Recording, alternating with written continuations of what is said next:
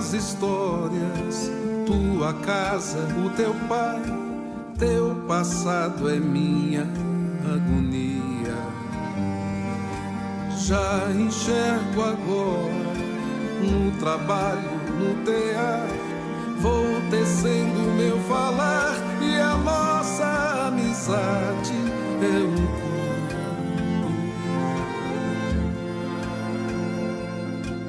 És bem-vindo à nossa casa, toma água, eis a milha, descedenta nela tua vida.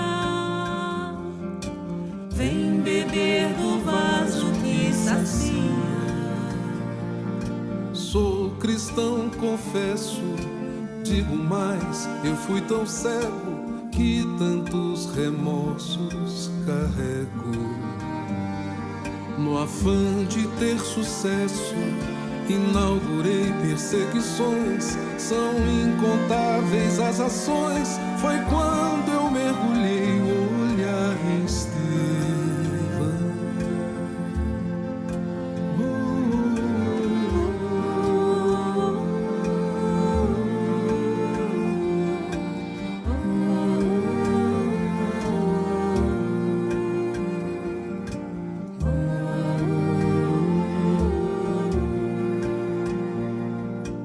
Devo ir embora, tua casa é um altar, sou um estorvo à sua harmonia.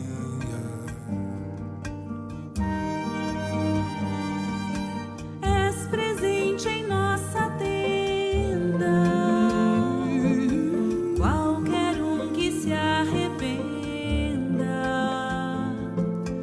e conosco sirva algum amigo. Sois ovelha que volta ao aprisco.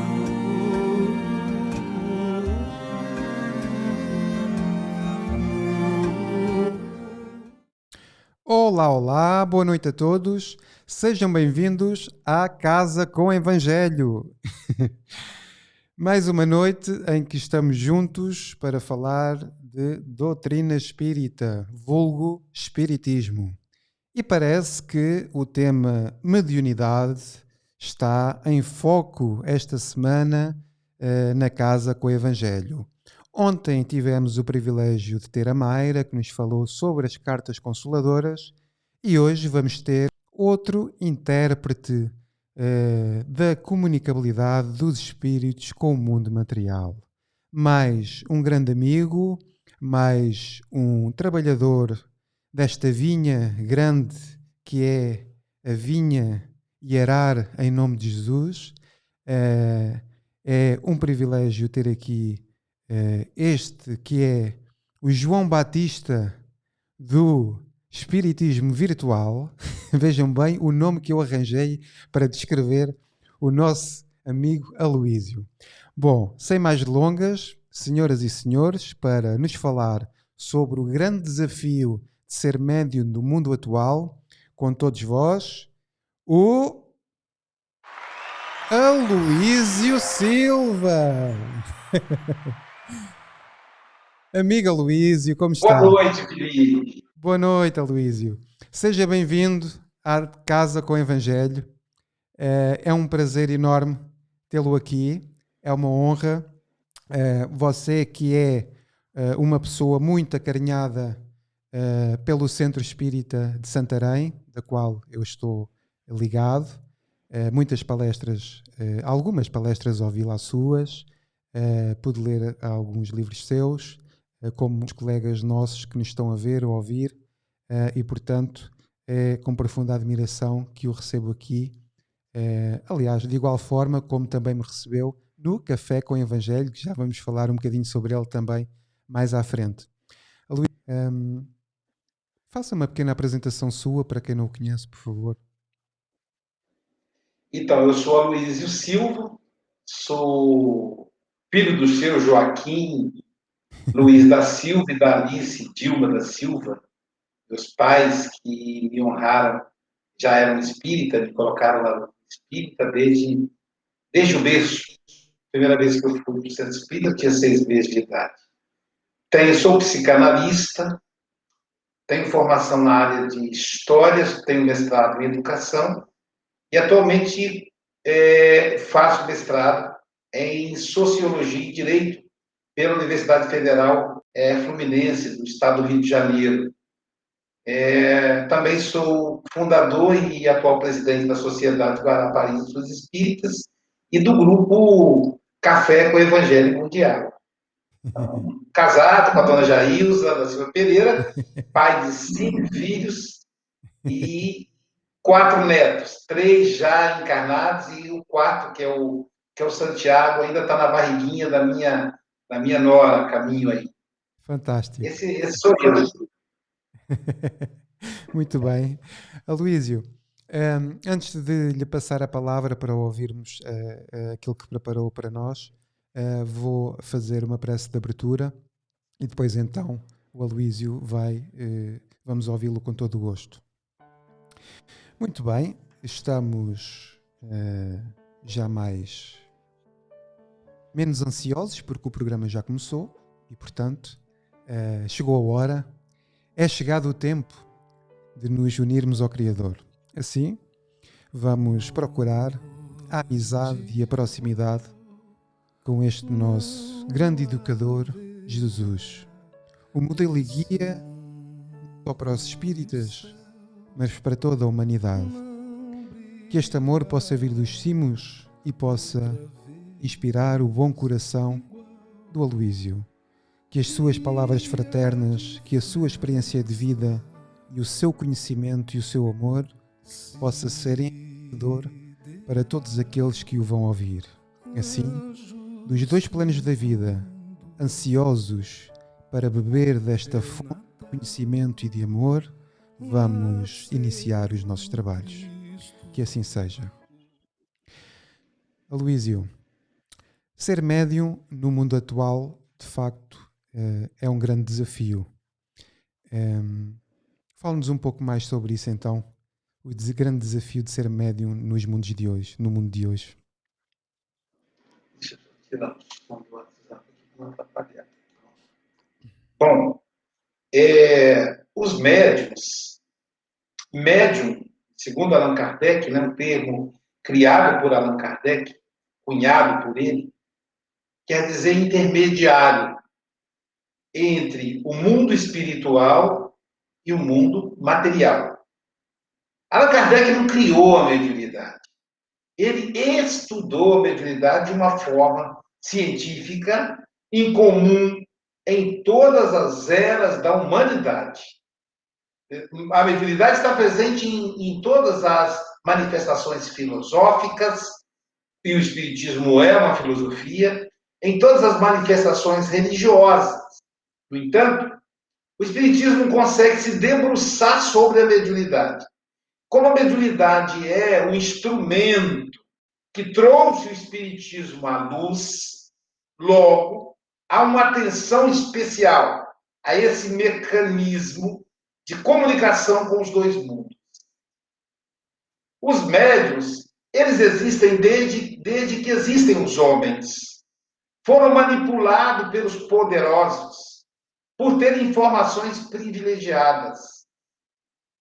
No Egito, eram chamados de pitonisas. Na Grécia, as pítias, ou sacerdotisas. Tem uma frase muito conhecida no meio filosófico, talvez a frase que mais responde à filosofia, que também é utilizada na doutrina espírita, já que a doutrina espírita é uma filosofia, ela também vai ter essa frase como fundamental, que é: conheça-te a ti mesmo. Essa frase foi uma frase trazida do mundo espiritual por uma pitonisa, por uma pítia, por uma sacerdotisa do deus Apolo. Os gregos, para se consolarem, para terem orientação espiritual acerca das suas problemáticas, eles procuravam os oráculos. E o mais procurado era o oráculo de Delfos, aonde se localizava o deus Apolo, que é o deus da arte, o deus da razão, o deus da orientação espiritual. E aí, então, uma pitya, geralmente eram mulheres, a maioria mulheres, que votavam celibato, portanto virgens, a se dedicar única e exclusivamente à espiritualidade. Em transe, num processo de transe, a pitya envolve as mãos em barro cozido e com as próprias mãos ela escreve na parede do oráculo: conheça-te a ti mesmo. O filósofo Sócrates, ao visitar o oráculo, percebeu essa frase e se encantou tanto com ela que passou a adotá-la como a sua frase predileta. Então, muitas pessoas equivocadamente atribuem a Sócrates a frase conheça-te a ti mesmo.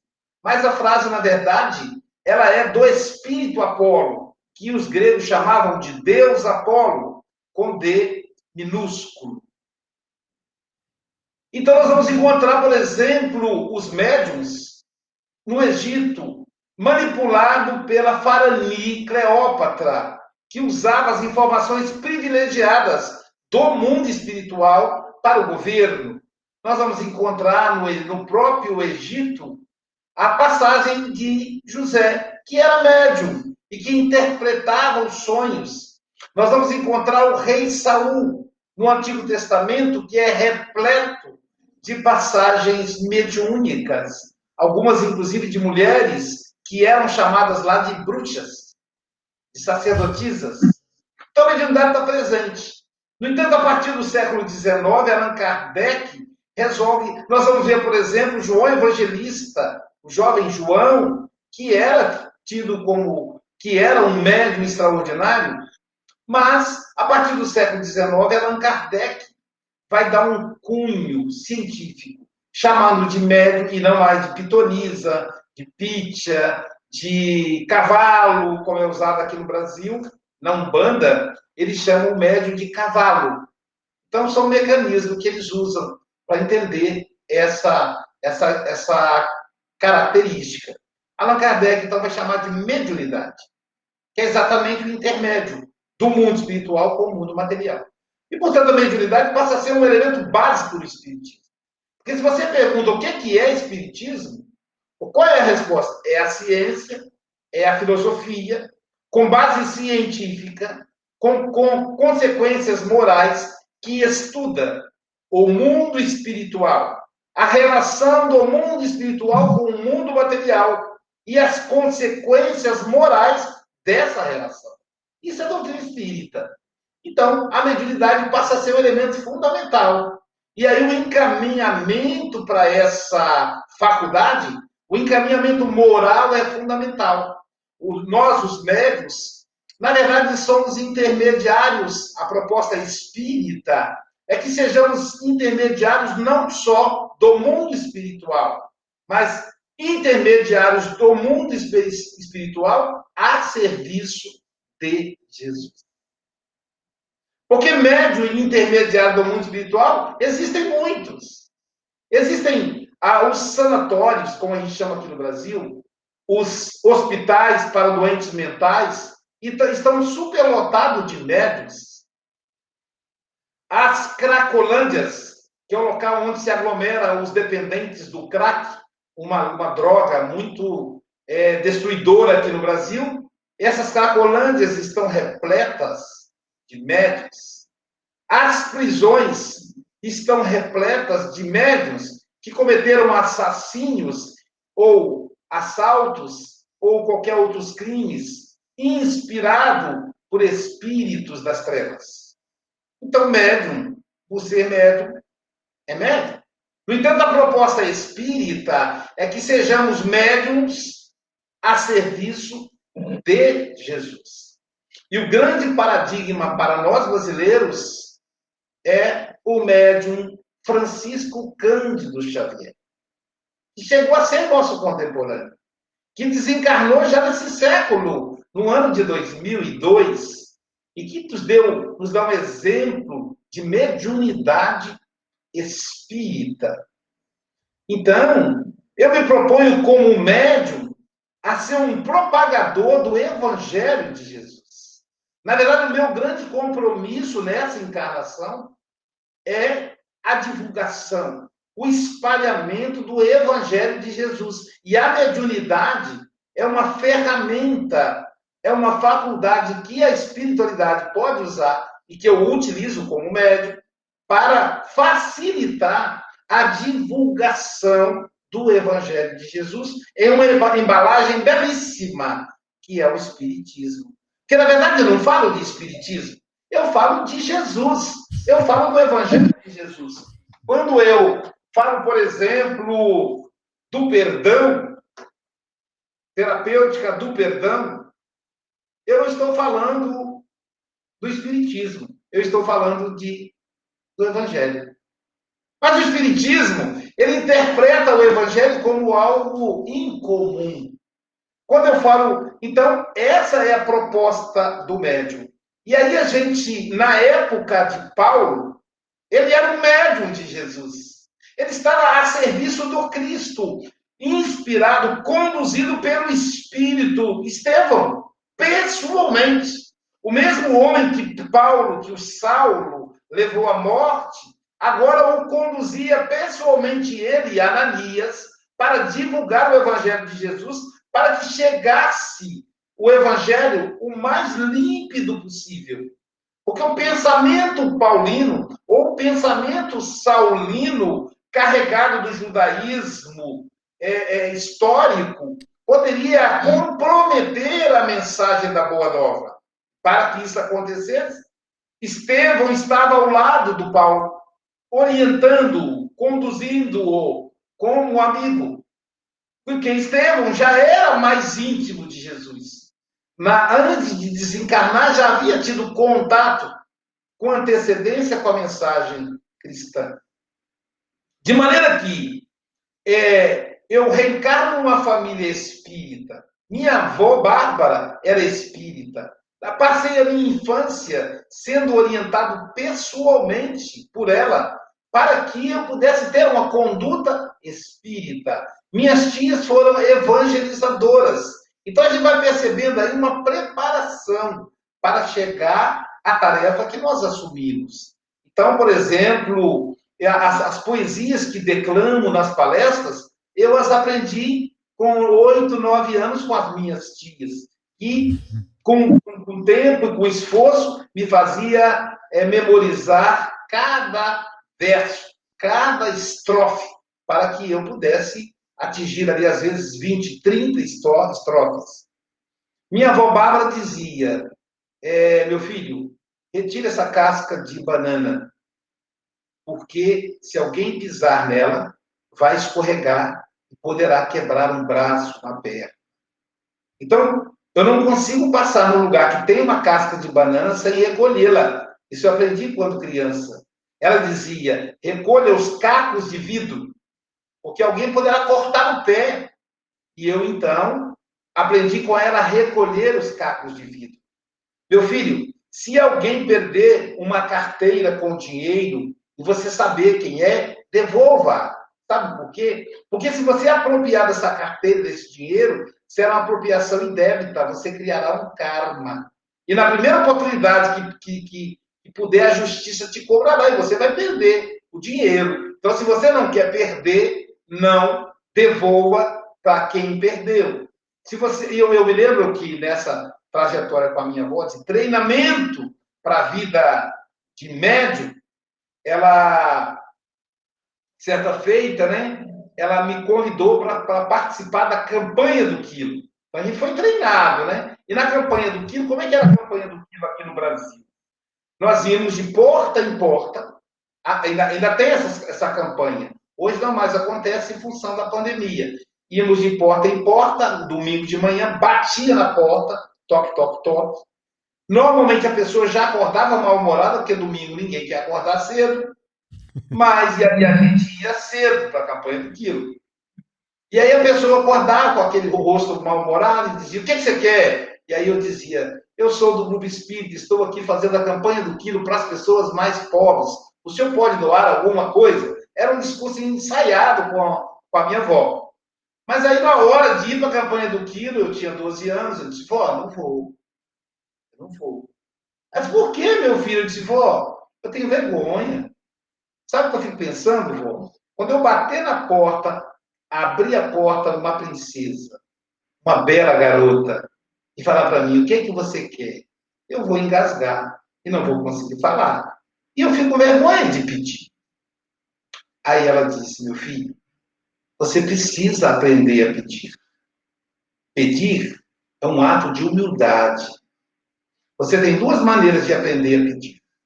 Uma é pedir para os outros, que é a campanha do Kiko. A outra é pedir para você mesmo. Você escolhe. Ou você aprende agora pedindo para os outros, ou você vai precisar e vai ter que pedir para você mesmo. E aí, vai ou vai na campanha do Kiko? Vou. E aí eu fui com ela. Então, são treinamentos que a gente vai passando. Então, o médio contemporâneo, esse médio não é mais aquela pitia que ficava isolada, que ficava celibatária no oráculo. Agora ela tem que ir para a rua. O médio não é mais como Chico Xavier, que foi um celibatário que dedicou a vida dele integralmente à mediunidade com Jesus, e que poderia ser a quinta o quinto patrimônio do mundo e que desencarnou pobre, porque nunca se apropriou de nada. Então, Chico não se casou, se dedicou a isso. O médium contemporâneo, como eu, se casa, tem esposa, tem filhos, e ele não pode usar a mediunidade para sustentar a família, porque os livros não são de direito autoral do médium. O médium espírita, ele não vive dos livros. O direito autoral é doado para a casa espírita. Esse é o livro do Giordano Bruno. Ele é doado para três instituições espíritas.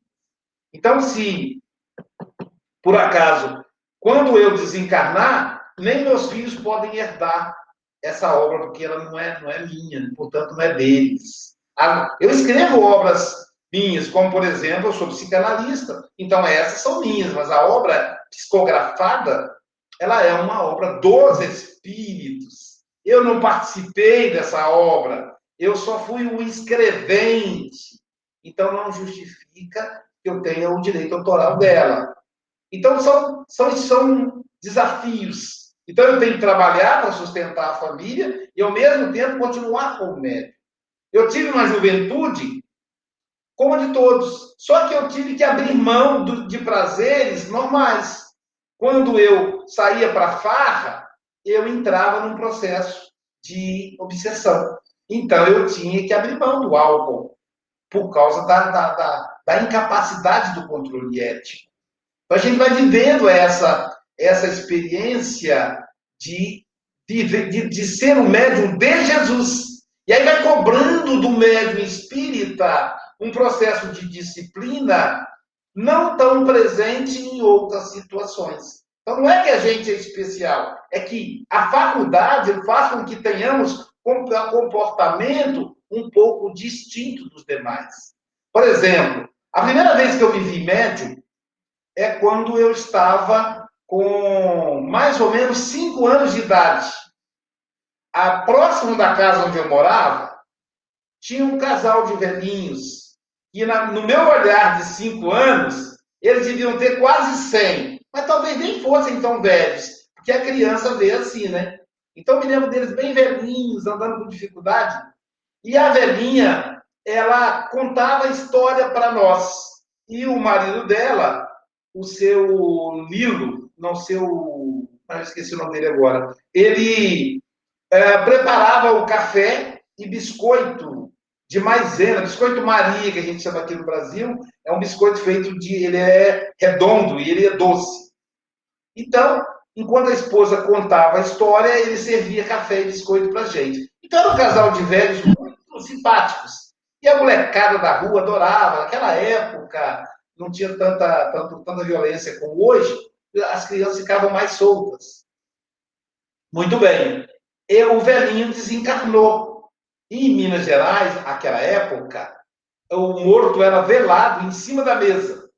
Eles colocavam o morto em cima da mesa, sem caixão, sem nada, colocavam velas em volta dele, e ali ficavam a noite inteira velando. Às vezes, no outro dia de manhã, chegava o caixão, que era de tecido, não era de madeira, era de tecido, um tecido roxo. Eu sempre tive muita dificuldade com o roxo, que me lembrava morto. Eu cresci a vida inteira vendo as pessoas sendo enterradas no caixão de cor roxa, de cor lilás. Hoje eu gosto, mas eu tive dificuldade. Então, eles ficavam a noite inteira velando o morto. E a minha mãe sempre gostou muito de funeral. Ela adorava velar os mortos. E ela tinha uma mediunidade muito boa. Eu não entendia por que ela gostava. E aí, foi dando um certo horário, eu fui ficando sonolento. E aí a velhinha falou, tadinho do Luiz, me chamavam de Luiz. Tadinho do Luiz, leva o Luiz para dormir. Aí minha mãe me levou para o quarto da mulher e eu deitei na cama do casal. Acredito eu que eu deitei do lado dela, no lugar que ela deitava. E quando eu estava começando a adormecer, eu virei de lado e estava lá o marido dela deitado, olhando para mim.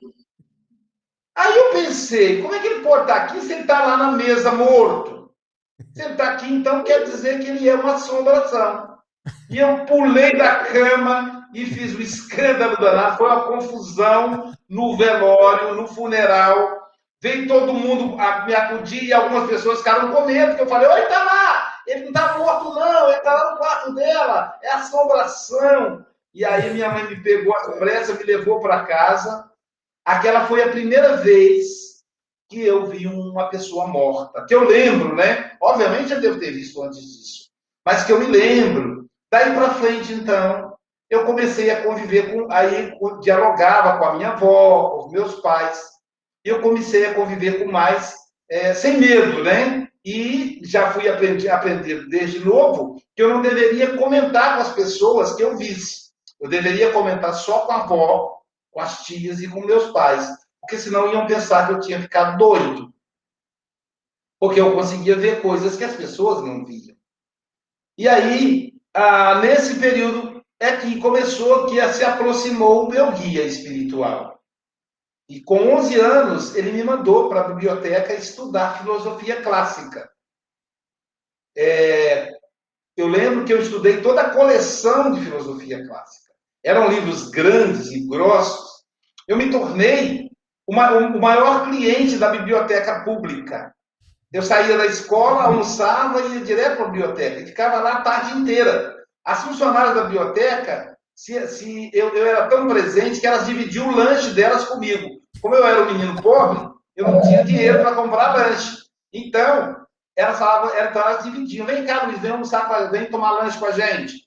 E aí dividiam o lanche comigo. Me afeiçoei a elas e fiquei ali uns 10 anos, frequentando a biblioteca pública todos os dias para estudar filosofia, já com o meu guia espiritual. Depois, posteriormente, eu descobri que ele é um filósofo.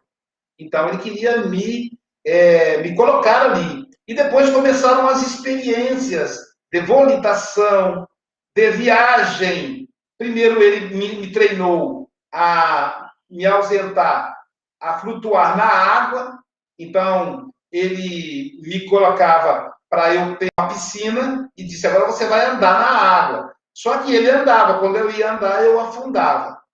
Aí ele forrou um tapete plástico em cima da água, de maneira que eu pisava em cima do tapete, aí eu não conseguia afundar. Aí eu ia andando. E ele, com muita calma, me orientava, isso no desdobramento. Eu ia andando, ele falava, tá vendo, você consegue. Eu disse, mas é porque eu tenho um tapete. E aí um dia ele tirou o tapete, e eu não vi. E eu consegui andar em cima da água. E ele falou, tá vendo, você consegue andar. Eu disse, porque tem o tapete. Aí quando eu olhei para baixo, não tinha o tapete. E aí eu comecei a afundar e disse, olhe para cima. Eu olhei para cima, fica firme. E aí eu voltei a flutuar. E eu vi a água exatamente embaixo da sola dos meus pés. Depois ele pediu para eu treinar volitação. Ele disse, flexibiliza o joelho. Faça como se você fosse dar um pulo. E aí eu flexibilizei, dei um pulo e aí meus pés ficaram no ar. Não caí. Está vendo? Você consegue.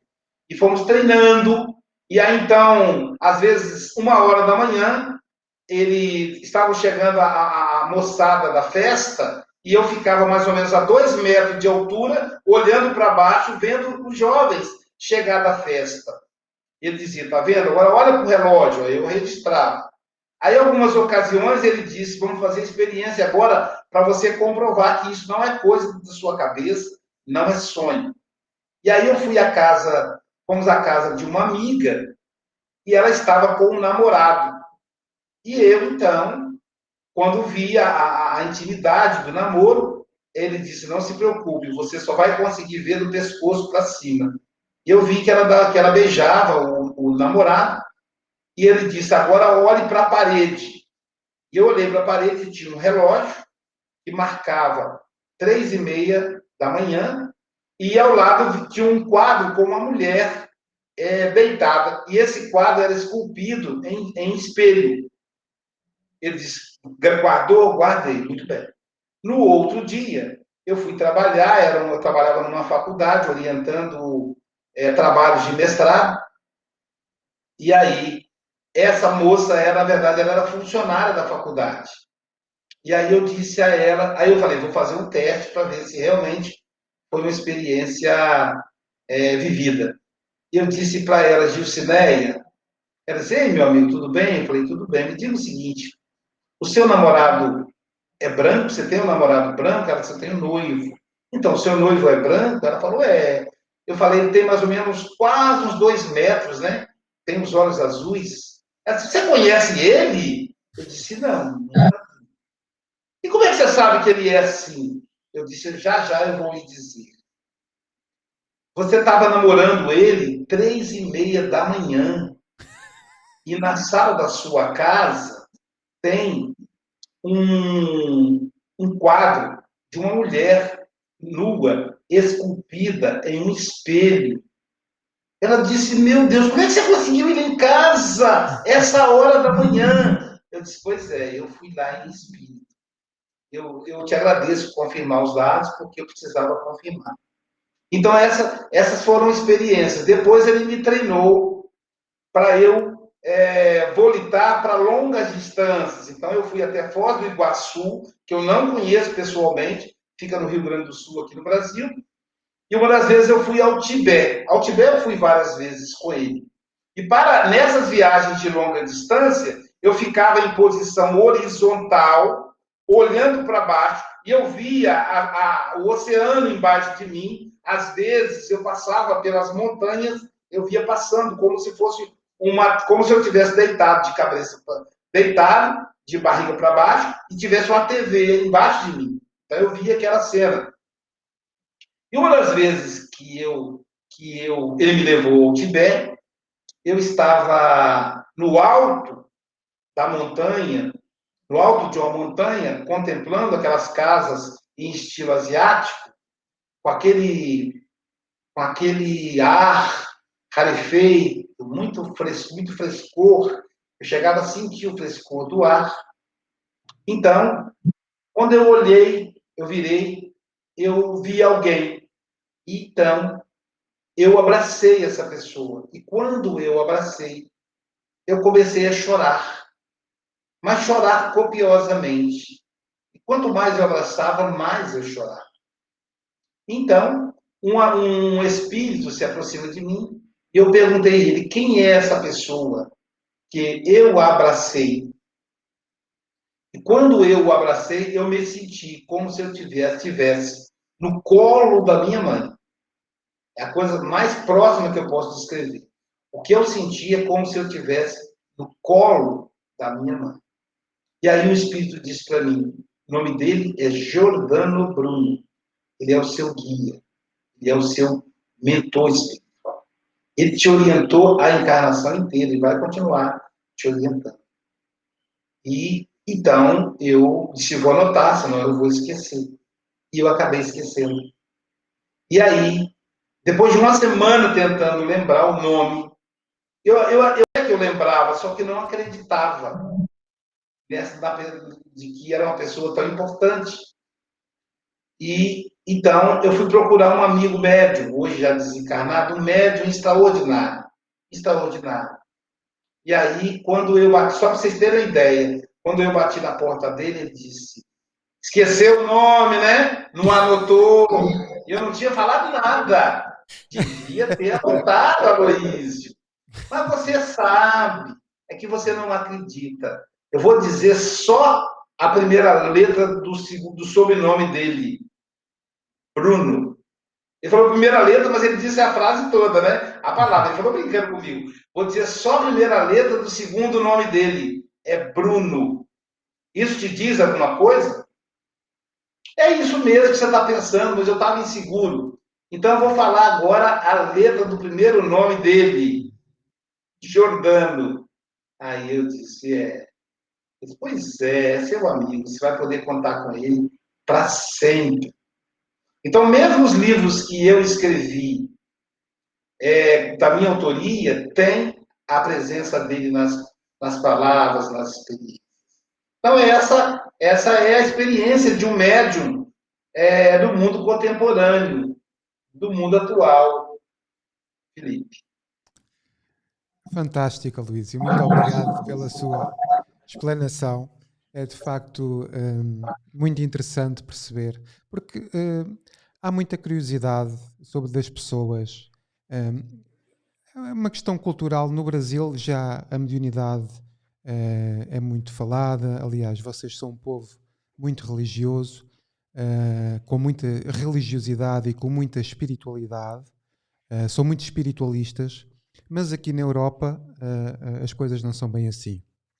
Ou seja, a questão da diferença, a questão de novas ideias, portanto, talvez custem um bocadinho mais a ser aceitos, e este programa também serve um pouco para isso, para trazer e desmistificar a beleza da doutrina e a forma bonita e séria com que nós falamos da mediunidade, de Deus, da imortalidade da alma e tudo mais. Mas eu gostava de perguntar, do ponto de vista do médium, o que é que mais o encanta na comunicação ou do trabalho mediúnico? Eu acho que, como eu disse, né, o que mais me encanta é realmente a divulgação do Evangelho de Jesus. Quando o Jordano Bruno se aproxima, eu posso confiar nele de tal maneira que eu posso me afastar do meu corpo e sentar na cadeira e assistir ele falando através do meu corpo. Então, a segurança que ele me dá, a facilidade que eu tenho de me comunicar é graças à generosidade desse amigo, desse servidor de Jesus, que a fidelidade ao Cristo lhe custou a morte na fogueira. Então, Giordano nasceu em Nola, na Itália, e você falou a diferença, né? Esse livro Terapêutica do ele existe em 6 línguas. Ele existe em português, em inglês, em alemão, em espanhol, em italiano. Então, aqui, italiano, ele tá vendo? La terapia del perdono. É a primeira versão em outra língua desse livro. E quem traduziu esse livro foi uma espírita italiana chamada Rita D'Asta, da cidade de Milano. Rita se ofereceu espontaneamente para traduzir o livro da primeira vez que ela me encontrou. Então foi feita a tradução e ela, sem que eu soubesse, eu fiquei sabendo depois que já estava inscrito, ela me inscreveu na Convenção Mundial do Perdão.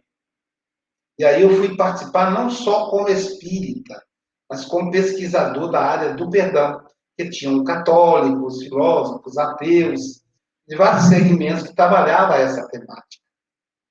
E a Rita D'Asta, ela desencarnou 3 meses antes da convenção. Então, ela escreveu um livro que ela acompanhou em espírito o lançamento. E na época, a pessoa que me hospedou, que cuidou, que me levava e me buscava nas palestras, ela não era espírita, mas era uma médium. Ela arrematou em leilão a mesa da Eusápia Paladino. Ela tinha as obras de Kardec do original, portanto, do francês, o livro dos médiuns e o livro dos espíritos. No entanto, ela não era espírita. Ela era médium enfim, o pai era médium e ela herdou do pai, segunda linhagem de médiuns da família. E todo o patrimônio que ela conquistou, que foi fundamental para que ela pudesse, ela que custeava tudo, motorista, automóvel, era um apartamento que eu fiquei hospedado, ela que era dona desse apartamento, tudo isso foi à custa da mediunidade. E na ocasião, ela estava assustada, porque ela estava doente, e o pai dela desencarnou jovem assim, com 50 e poucos anos, acho que menos de 60, e ela temia que isso viesse a acontecer com ela. E a ocasião eu disse a ela que a mediunidade deveria ser gratuita. E falei para ela, tem um espírito do seu lado. Ele tem a aparência ele tem uma capa preta, ele tem uma cartola na cabeça. Ele parece um mago. E ele está conversando comigo, falando para eu lhe ajudar. E aí ela se emocionou e disse, é o meu guia espiritual. E ele me disse que Silva iria conversar comigo, iria me orientar o que eu preciso. Só que quando ele falou Silva, eu pensei que era uma mulher, a Silva, ou a Silvia. E eu pensei que o seu sobrenome é Silva. Então aí a gente teve esse contato, e aí eu tive contato com outro tipo de médium, que é um médium que não é espírita.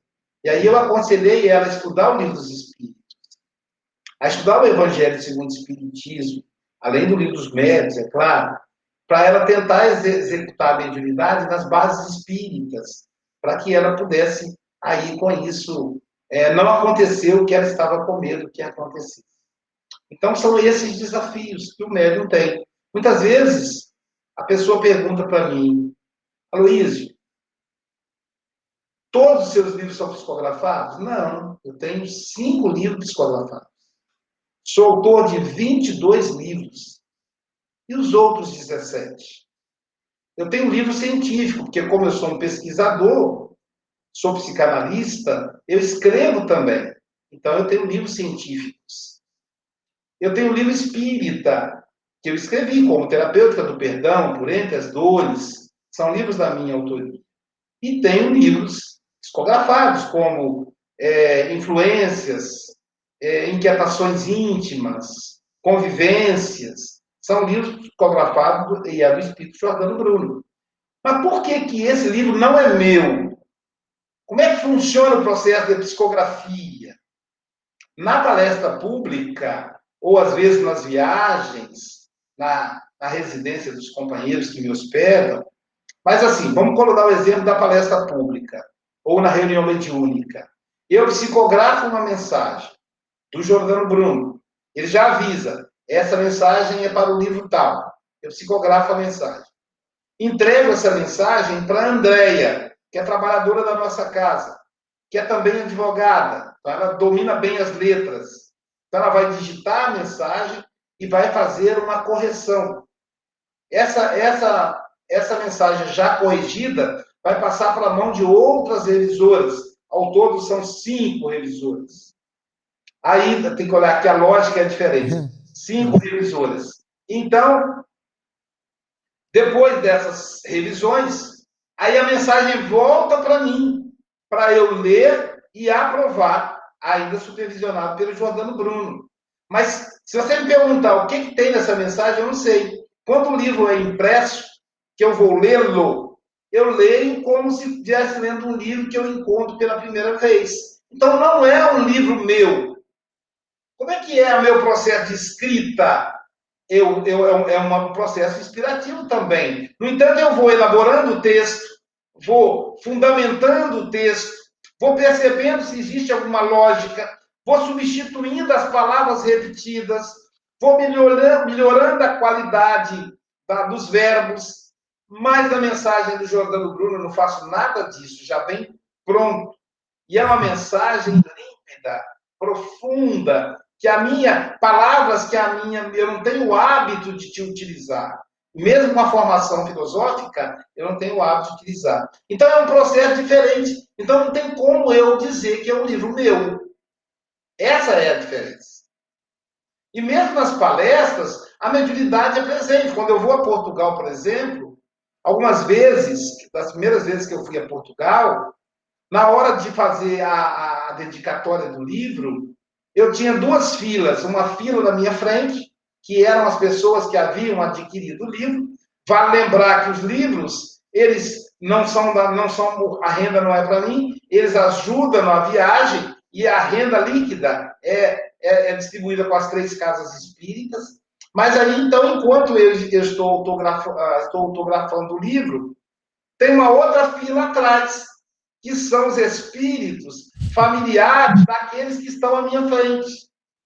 Então, muitas das dedicatórias é uma mensagem da mãe, do pai, do avô, do amigo, do filho. Então, eu me lembro de uma senhora em Leiria, que o filho havia desencarnado há 23 dias, e que ela estava inconsolável há 20 dias, e o filho tinha 38 anos. Então, ela estava inconsolável. E eu, então, fiz uma dedicatória do próprio filho para ela, dizendo que ele estava bem, para ela se acalmar, etc, etc. E, ao final, ele dizia: mamãe, eu fui na hora certa. Porque como ele desencarnou de acidente, havia uma dúvida de que ele teria provocado a própria morte. Ele disse: não foi. Foi um acidente. Não foi um suicídio. E aquilo consolou a mãe. Em seguida, terminada a reunião, eu recebo um e-mail de um médium aqui do Brasil, dizendo que Jordano Bruno, dizendo através do médium: você vai encontrar uma mulher de vestido vermelho. A ela, ofereça a água que dessedenta e o pão que alimenta. E aí, ele continuou dizendo: a água é a palavra consoladora do Evangelho de Jesus. O pão é o livro, porque ela vai poder voltar a ele quantas vezes ela precisar, enquanto que a palavra ela só vai ouvir naquele momento. E aí depois eu me lembrei que a senhora que recebeu a mensagem do filho, que se emocionou muito, e Leiria, o salão tem uma capacidade, sei lá, quase 1.000 pessoas, ou até mais. Então ela declarou isso de público. E aquela senhora tinha exatamente o vestido vermelho. Então ele me dizendo que essa senhora iria em busca do filho. Do filho. Então, aí às vezes eu percebo, assim, aquela fila aqui atrás e a fila na frente. Então eu vejo a pessoa falar: esse é meu filho, diga que eu estou bem, essa é minha mãe, diga que eu a amo. Né? Eu tinha uma senhora, uma jovem senhora chorosa, e muito chorosa. Ela disse: eu gostei muito da sua palestra, mas eu sinto muita falta da minha mãe. E aí a mãe disse assim: escreva para ela: minha filha, você é a melhor filha do mundo. Você cuidou tão bem de mim, minha filha. Você não tem noção como você é uma joia preciosa para mim. E entreguei para ela. Aí ela disse: há 3 anos que eu acho que eu não cuidei bem da minha mãe. Eu acho que eu fui uma filha que não merecia o carinho dela. Agora você me respondeu. Então a mediunidade é essa ponte do amor. Ela permite consolar as pessoas. E é nesse sentido que eu caminho. Minha proposta não é ser um médium do mundo espiritual somente, mas ser um médium de Jesus, ser um médium do bem, ser um médium do amor. Jordano Bruno facilita isso, e outros grandes amigos, o José Grosso, que é um espírito muito conhecido aqui no Brasil, o Palminha, a irmã Sheila, o Dr. Bezerra e tantos outros amigos queridos, que muitas vezes eu sou instrumento para o Evangelho de Jesus na prática. Então, na verdade, o médium espírita é o médium de Jesus. É o médium do amor. Ele coloca em contato o mundo material, o mundo em que nós estamos anestesiados para a vida do espírito. Então, coloca esse mundo anestesiado em contato com o mundo espiritual, com o mundo do espírito imortal, para que ele perceba que aquele local, que aquele momento que ele está vivendo é temporário, mas o que importa verdadeiramente é o mundo espiritual. Então ele precisa olhar para esse mundo com certeza. E a mediunidade espírita, ela permite essa certeza, porque ela é com base na ciência, ela é com base em comprovações. E isso, então, tira daquela pessoa, por exemplo, que é incrédula, a impossibilidade de conhecer, de se conectar com o mundo espiritual e, por consequência, com a sua própria espiritualidade. Muito bem. Aloísio, o servir em nome de Jesus está sempre muito presente na sua linguagem. E isso é muito bonito de ouvir e de apreciar. Há muitas pessoas, ou porque não têm conhecimentos, ou porque se sentem quase insignificantes naquilo que é a construção da divindade no coração dos outros. O que é servir em nome de Jesus e o que é que uma pessoa deve fazer para se sentir um servidor em nome de Jesus? Primeiro, conectar-se consigo mesmo.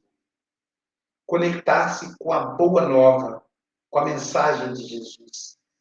Ali é um código de ética que abrange os dois mundos.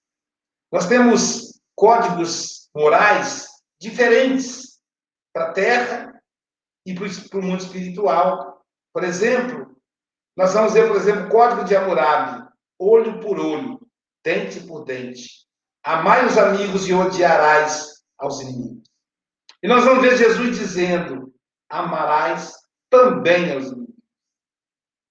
Não porque o inimigo mereça o nosso amor, mas porque o inimigo, na verdade, é o nosso irmão. Que a inimizade é um processo provisório que foi construída em função da ignorância que temos da vida espiritual. Então, entender a Boa Nova, entender o Evangelho de Jesus, é entender o mundo espiritual. E quando a gente compreende isso, a nossa navegação no mundo dos espíritos é muito menos perigosa. Porque, veja, Felipe, o mundo dos espíritos é um mundo. Uhum. Enquanto o genovês Cristóvão Colombo encontrou a América, e depois Cabral e outros mais chegaram e foram organizando esse encontro, Kardec descobriu o mundo dos espíritos, é um outro mundo, um mundo com leis próprias, um mundo com funcionamento próprio, um mundo com tecnologia muito mais avançada que a nossa, um mundo com uma ética muito mais próxima da ética do Cristo, dependendo de onde você entra nesse mundo. Porque o mundo, como é um mundo, tem também o lado perigoso, o lado criminoso do mundo. E tem o lado elevado. Então, a mediunidade com Jesus é uma conexão da Terra com a parte elevada do mundo espiritual. Daqueles que são espíritos que estão a serviço do bem. E aí você vai dizer, mas Aloísio, o que é o bem? O bem é uma abstração. Eu quando me perguntam o que é o bem, eu volto a Aristóteles. Aristóteles tem uma definição do bem. Ele diz, bem é tudo aquilo que preserva a vida. Mal é tudo aquilo que ameaça a vida. Então a proposta do bem é preservar a vida em toda a sua instância. A vida do humano, a vida do animal, a floresta amazônica, o respeito ao meio ambiente, a vida das pessoas mais pobres, que estão ainda mais pobres com a pandemia. Isso é o bem. Jesus está a serviço do bem e eu estou a serviço de Jesus. Porque eu sou muito pequeno, eu não consigo atingir. Então eu preciso que Jesus ilumine para que eu consiga ver o caminho, porque senão eu me perco. Muito obrigado, muito obrigado. E como ele também disse que quando estiverem 2 ou 3 reunidos, 2 ou mais reunidos em seu nome, ele estaria com eles, eu vou chamar aqui à nossa conversa um grande amigo, seu e meu, um grande amigo em comum, que é o nosso amigo Francisco Mogas.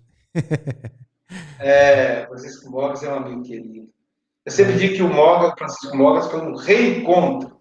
Foi um encontro. Porque é impossível. É impossível você gostar tanto de uma pessoa, Felipe, conhecendo há tão pouco tempo. É verdade, então, é verdade. A psicologia humana não consegue explicar isso, a não ser pelo viés da reencarnação. É um grande encontro. Francisco, bem-vindo uma vez mais à Casa com o Evangelho. Sei que tu nutras uma grande amizade pelo Aloísio, e acho que tens umas palavrinhas para lhe dizer. É assim, eu tenho 2 irmãos. Eu tenho uma irmã consanguínea e tenho 2 irmãos. Um está em Portugal, outro está no Brasil. Eu acho que eu estou a falar do António Mendonça e do Aloísio, não é? Porque eu acho que esta amizade já vem lá atrás. Esta amizade com o Mendonça e com o Aloísio já lá vem lá atrás. Eu tenho uma suspeita que já fomos irmãos lá mais para trás, daí nós realmente sentirmos esta conexão, esta afinidade, não é? Nós sabemos que a reencarnação explica tudo isto, não é? E que nada é por acaso, não é?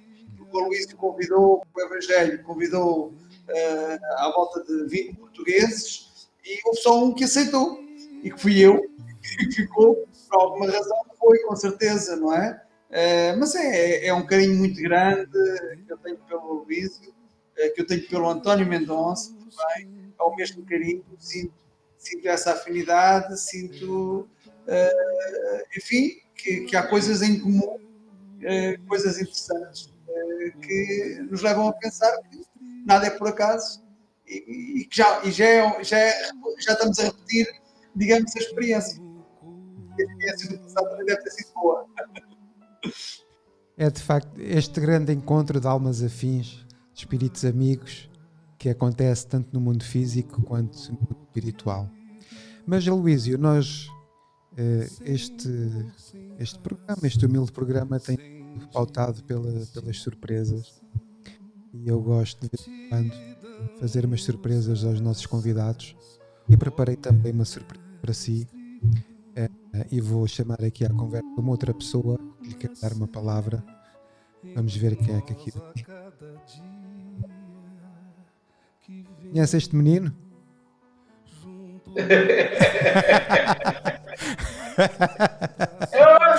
Olha que ele não é de mostrar o rosto, não, Felipe. Pois é, esse é o meu grande apoio à divulgação do Evangelho de hoje. Vitor, boa noite. Boa noite, Vitor. Espera, tenho aqui. Espera, só um pouco. Boa noite. Vitor, agora boa sim, noite. Boa noite, Vitor. Seja bem-vindo aqui à Casa com o Evangelho. Obrigado. É com grande alegria que te tenho aqui. Seja muito bem-vindo. Sei que queres dar também umas palavrinhas ao teu pai. A palavra é tu. Sim. Ele falou durante todo esse tempo, né, que ele serve a Jesus como médium, mas não só a Jesus, como ele também leva os outros a servir Jesus, porque, por exemplo, eu mesmo estava bem travado dentro do espiritismo, dentro do trabalho espiritismo, não sabia o que fazer, e meu pai literalmente foi esse meu guia. Não só eu tenho meu guia espiritual, mas eu também tenho meu guia aqui na Terra, que é o meu pai, que foi a pessoa que meio que me pegou assim pelo braço e falou assim: eu preciso de ajuda nisso daqui. E essa ajuda que na verdade que ele precisa, foi ele que me ajudou, me mostrando o que eu posso fazer, como eu posso ajudar no espiritismo, que eu mesmo não sabia. E eu só tenho gratidão a ele, não só por ser meu pai, mas também por me mostrar o meu lado, aonde eu sou dentro do espiritismo. Que lindo, que lindo. Vitor, também preparaste aí uma breve leitura para nos trazer, não foi? Assim, pera, eu pegar aqui a leitura de Joana, calma. Deixa eu abrir aqui de novo. Eu que induzi erro. Não, mas eu tinha separado aqui, calma. Não faz mal, temos tempo.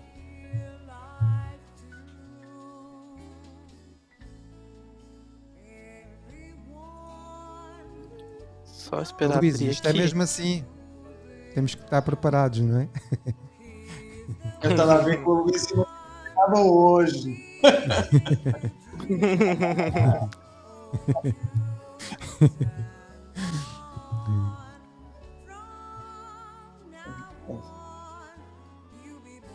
A favela diz que eu só me encontro com chorões. É o chorão de Mendonça, é o Luís. É o amor, quando Então, sentimos eu o amor. tenho aqui uma leitura da Reforma Íntima de Joana, que é uma questão, na verdade, que é: Uhum. não existe paixões tão vivas e irresistíveis que a vontade seja impotente para dominá-las? Que aí Joana responde: há muitas pessoas que dizem eu quero, mas a vontade está apenas nos lábios. Querem, mas ficam muito contentes de que não aconteça. Quando o homem acredita que não pode vencer as paixões, é o espírito que nela que se compraz, em consequência da sua inferioridade. Aqueles que procuram reprimi-las compreendem a sua natureza espiritual. Vencê-las é para eles triunfo do espírito sobre a matéria. E é isso que eu acho, que essas paixões vividas não é só dessa vida, são vem de espírito. Então minha paixão que eu tenho pelo meu pai não é só dessa vida. Claro, Vem de claro, muito claro. tempo, vem do meu espírito já há muito tempo. Muito lindo, muito lindo.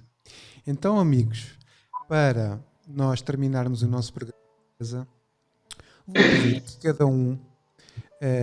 que cada um possa dar uma pequena mensagem às pessoas que estão a ouvir. Vamos começar pelo Francisco. Eu vou pedir também ao Vítor que, enquanto jovem trabalhador desta seara divina, que possa também dirigir-se aos jovens portugueses e aos jovens brasileiros do ponto de vista de um jovem em serviço. Sei que está nos bastidores, mas não há ninguém que fique nos bastidores com Jesus. Somos todos ele. Ele próprio disse o que será o que será ele. Então, Francisco, uma breve mensagem para as pessoas de ti. Eu andei 48 anos ou 47 anos afastado de Jesus, e o que eu desejo às pessoas é que, em qualquer altura, elas possam encontrar Jesus, possam encontrar o caminho, independentemente da idade. Eu não digo que foi tarde, que foi cedo, foi na hora certa. Todos nós temos a nossa hora. E que a nossa hora chegue quanto antes para nos encontrarmos com Jesus. É isso que eu desejo a todos. Porque quando todos nós nos encontrarmos com Jesus, já estaremos com um planeta de regeneração, onde o bem se sobrepõe ao mal, onde o mal praticamente não existe, onde a saúde prevalece sobre a doença e onde realmente seremos muito mais felizes. Que assim seja. Vítor, a palavra é tua. Então, eu não fiquei tanto tempo assim afastado do espiritismo que nem o Mogas, mas eu me sentia afastado internamente, né, por assim dizer, porque eu meio que estava perdido sem saber o que escolher, como escolher. E mesmo que não seja, mesmo como você falou, mesmo que seja somente no bastidores, você ainda está ligado diretamente com Jesus. E, tipo, Claro. Se você não sabe o que fazer, só que você tem uma ideia que, mesmo que você não precisa se apresentar ali na frente, mas você tem uma ideia que possa ajudar, pode ter certeza que você com certeza vai sentir todo esse carinho, toda essa gratificação de você trabalhar ali, de você ver aquilo dando certo. É uma coisa muito... não tem como você explicar, não tem como você falar, botar em palavras. É algo pessoal que realmente te faz querer continuar nisso, continuar seguindo esse caminho, e é realmente muito bom estar aqui trabalhando com isso. Obrigado, Vítor. Um abraço. Aloísio, a palavra é sua. Eu me lembrei agora que eu sempre comprava passagem aérea internacional com antecedência, aproveitando as promoções. E a minha esposa disse, Aloísio, não vá. Não vá porque o coronavírus vai virar pandemia. A Itália já está toda tomada e ela vai se espalhar pelo mundo. Mesmo assim, eu, muito apaixonado pelo espalhamento do Evangelho, eu fui. E fiz a palestra a primeira palestra e última daquele momento, no dia 12 de março, no Centro Espírita Maria de Maridade, em Zurique, na Suíça. No dia seguinte, a Espanha anunciou o fechamento. Eu tinha conferências para fazer em Madrid, em Barcelona, e em seguida Portugal. E o meu amigo Aires, lá da Suíça, disse, se quiser ficar aqui, vai ser um prazer ficar com você. Mas se você quer voltar para o Brasil, melhor que você vá para Portugal. E aí eu fui para Portugal e, na tentativa de antecipar as passagens, que era dia 13, eu só consegui embarcar mesmo de volta para o Brasil dia 20. Fiquei uma semana lá, o país fechado, poucas pessoas na rua.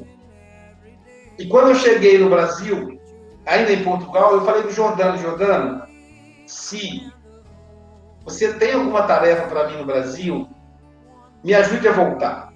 Eu quero ficar com a minha família.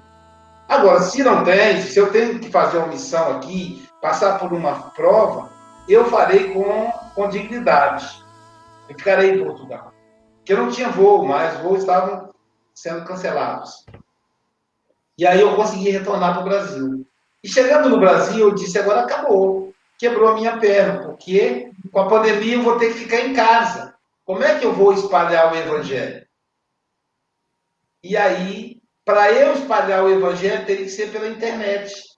Só que a internet é uma ferramenta que, por mais intimidade que a gente tenha, não é fácil.